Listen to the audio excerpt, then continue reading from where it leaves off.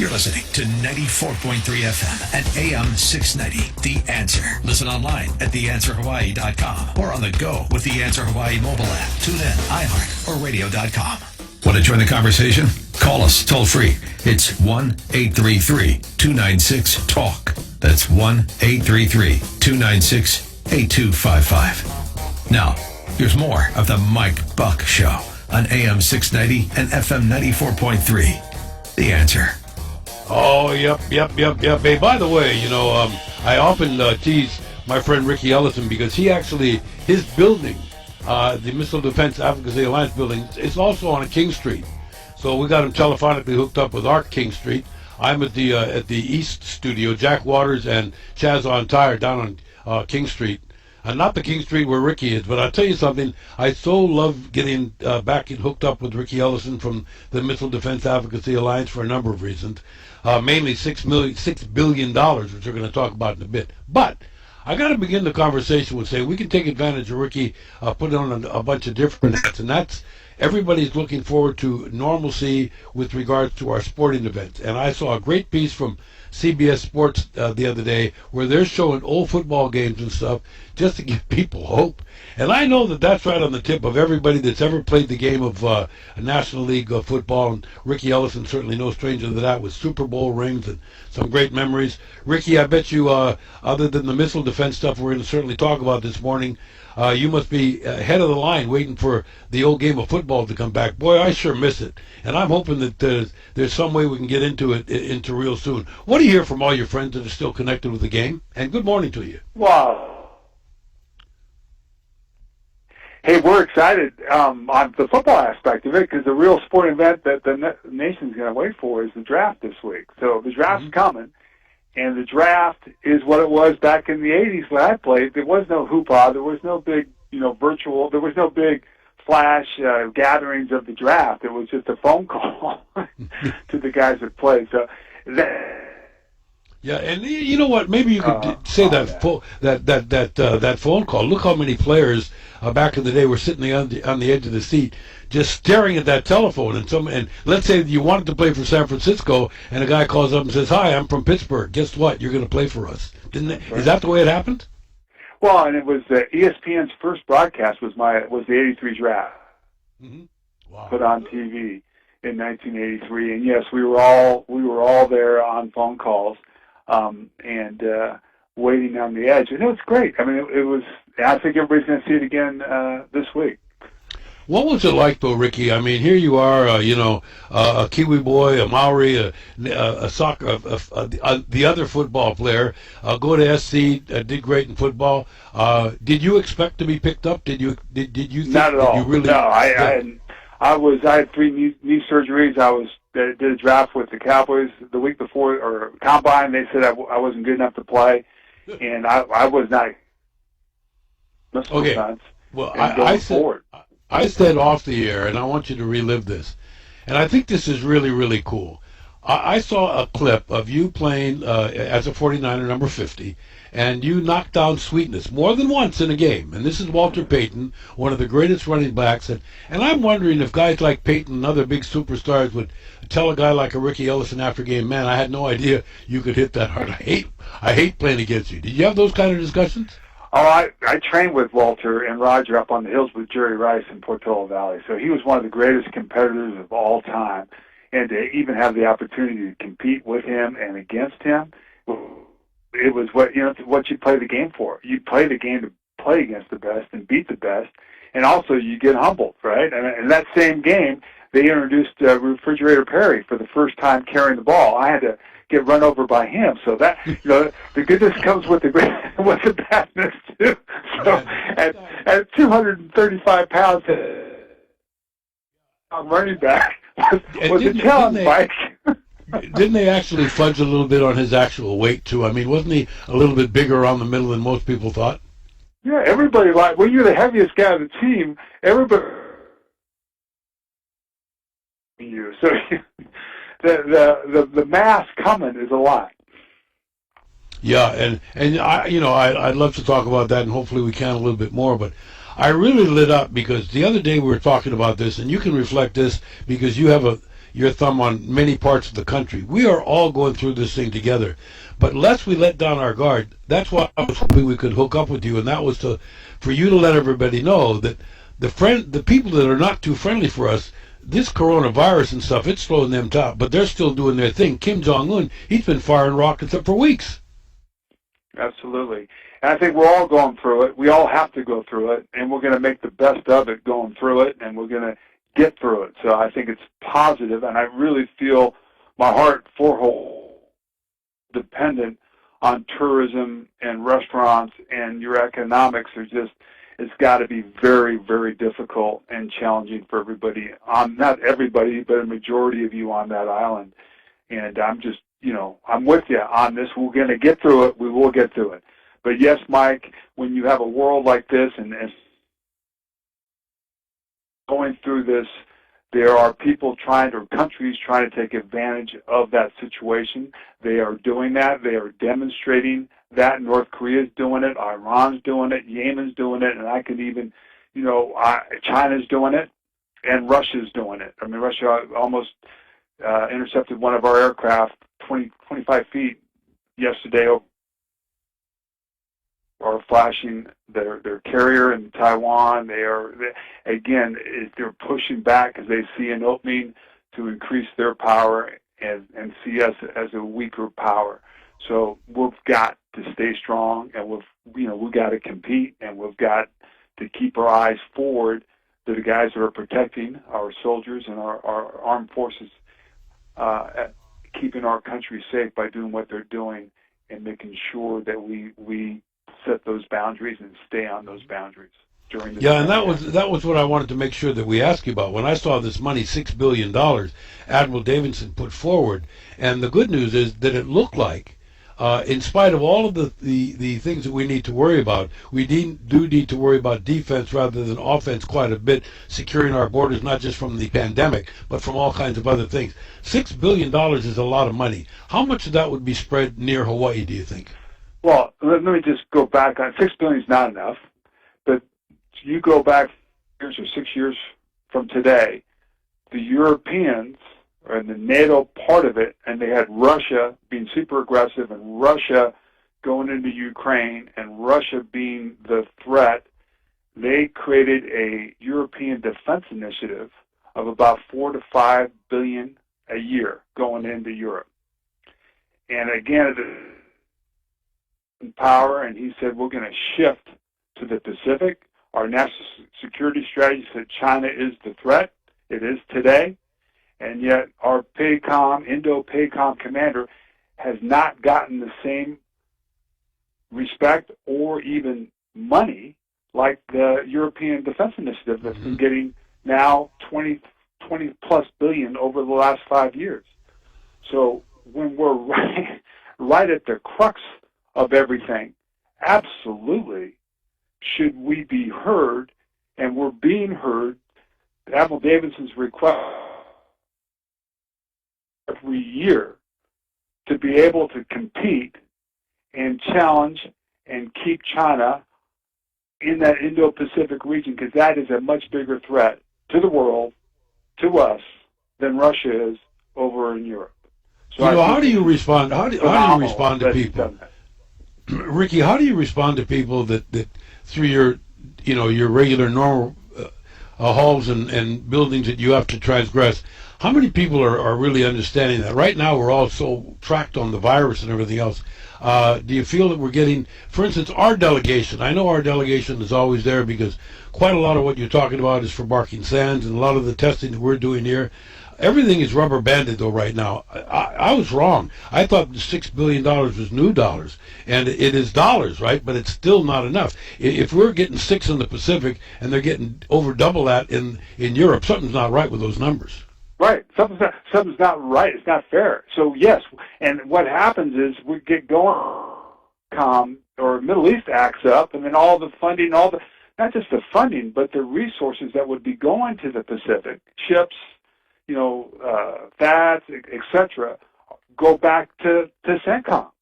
So we're like the third person in the fight. We're not getting what we need to get, and so I think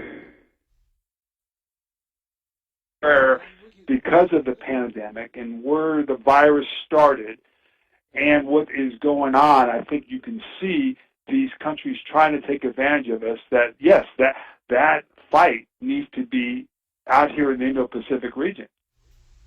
Yeah, that's what I was thinking. And by the way, we're having a little bit of a breakup on the phone, so what I'd like, if you don't mind, can we do a traffic break, and then can we come back and do another segment here with you, Riki? That way we can try a different phone line. Riki Ellison, Missile Defense Advocacy Alliance, joining us from the big Washington, D.C., out there talking about $6 billion for Pacific defense. Is that a great idea? You bet it's a great idea, and it's about time that we get that and more. Why should Europe be getting all of this attention when the real threat is the agreed threat, and that's China? Here's Tyzo Braden with a good morning and hello with traffic. Good morning, Tyzo. Now, back to the Mike Buck Show on AM 690 and FM 94.3. The Answer.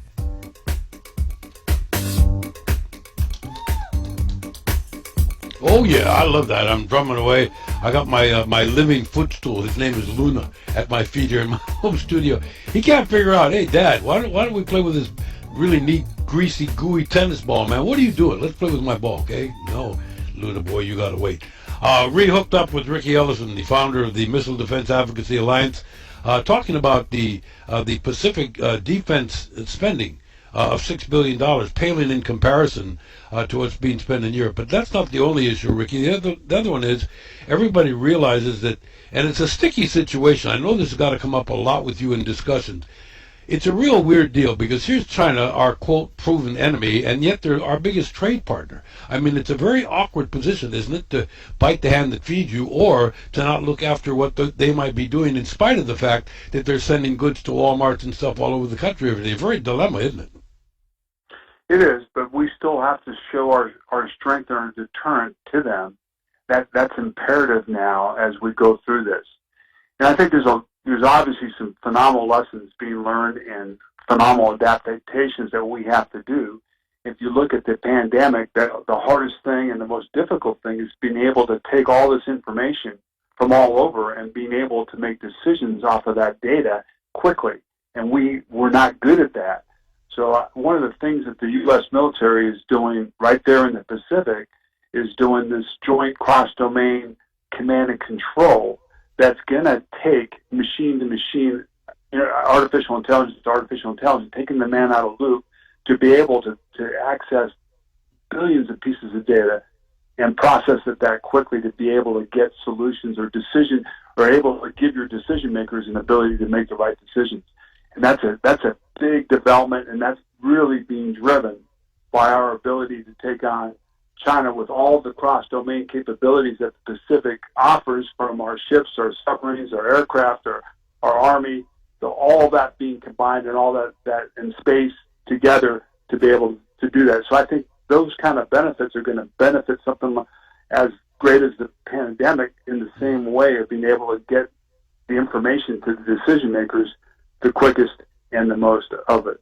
Yeah, and Riki, we're often looking at RIMPAC as being a very important, part of the puzzle that we're doing here, and because of the pandemic and because of the lockdown and everything, I'm not quite sure of what's happening there, but I do know that it's an important feature, isn't it, when all of these countries get together, and particularly if we're spending the kind of money that we need to spend in this area, would reflect to our neighbors in the Pacific that we're all in too, that we want to be the leader of the peace in the Pacific just as much, if not more, than in Europe.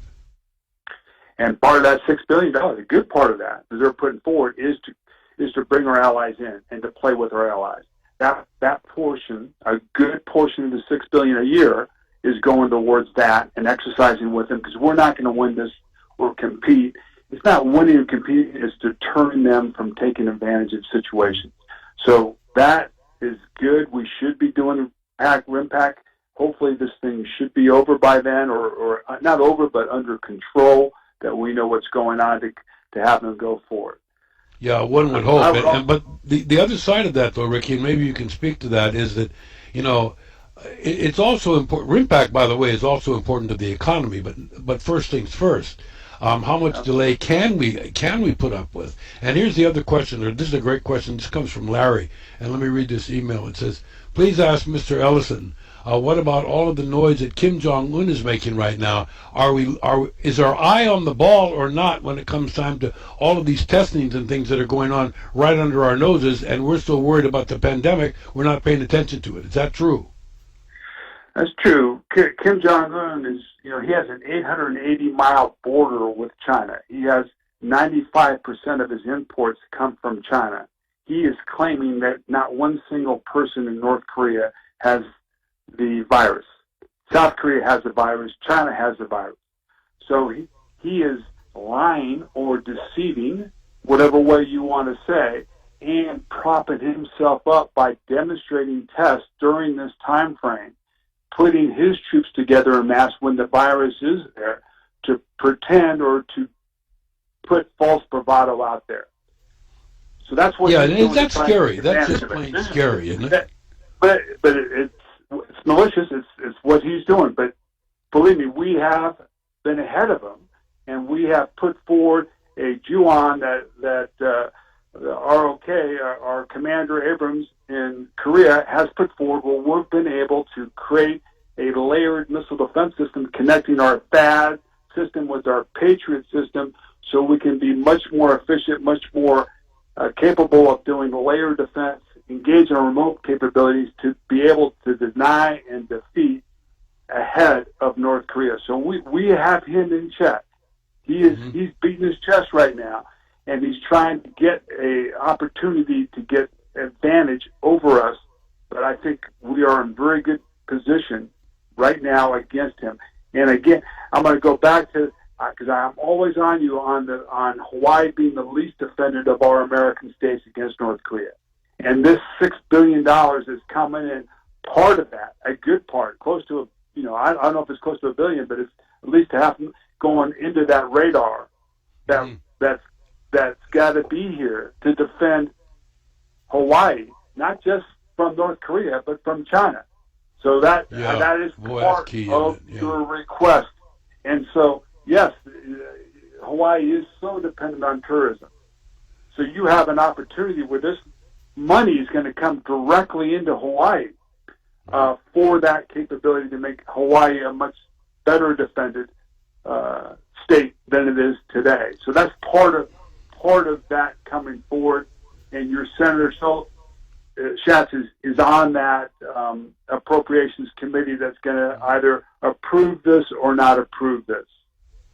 Yeah, I mean, and none too soon. But I think maybe before we get kicked out of here by the top of the hour break, Riki, we got to make sure that people understand how vital it is. And unfortunately, back in the day, previous wars, ships and deployment and all of that stuff took a long time. If you could observe it with your U-2 planes or whatever, you could see it coming. But this threat of rockets and missiles, you don't have that much time, do you? As a matter of fact, it gets cut down into minutes and seconds rather than hours and days. That's why we have to have overhead space surveillance. We have to have the Space Force. We have to be able to do machine-to-machine artificial intelligence to be able to use all of our sensors in a millisecond to pick up everything that's coming, process it, and send it to the shooters or effectors to negate that. That's what we have to do. Yep. Okay, we're going to get thrown out of here, Riki, but I want to just tell you that I've had a couple of calls off the air already.